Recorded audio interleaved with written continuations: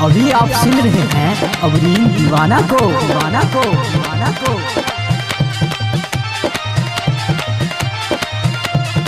अभी आप सुन रहे हैं खुटोना से मैथिली म्यूजिक की प्रस्तुति।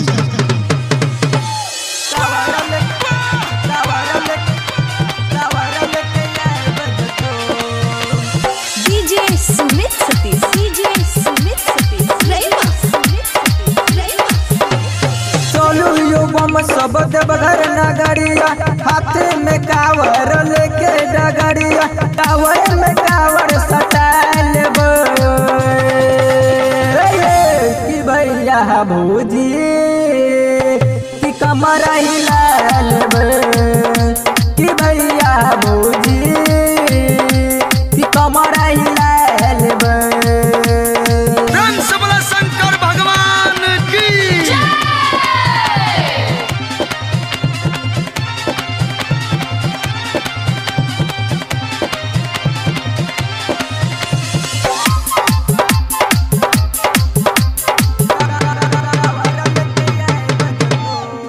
अभी आप सुन रहे हैं अवरीन दीवाना को।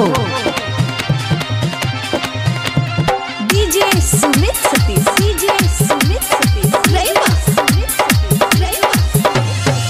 बाबा के गलबा चढ़ा के पीनी हो गाजा, पीनी हो गाजा। बाबा बड़ा दयालु छयो, देलक 200 टका जा, देलक 200 टका जा। बाबा के जलबा चढ़ा के पीनी हो गाजा, बाबा बड़ा दयालु छयो, देलक 200 टका। सब बमल जलबा चढ़ाई देतो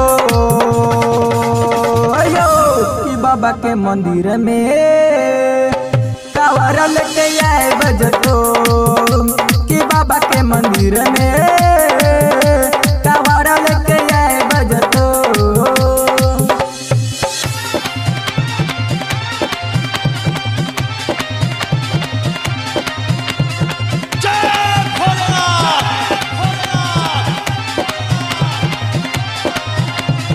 अभी आप सुन रहे हैं खुटोना से मैथिली म्यूजिक की प्रस्तुति। अभी आप सुन रहे हैं अवरीन दीवाना को। डीजे सुमित सतीश, डीजे सुमित सतीश, जलयौरी फूल लेके करब बाबा के पूजा, करब बाबा के पूजा। छयो बहुते भीड़ बाबा, कोना करब हम पूजा, कोना करब हम पूजा। जलयौरी फूल लेके करब बाबा के पूजा। छयो बहुते भीड़ बाबा, कोना बढ़ब हम आग।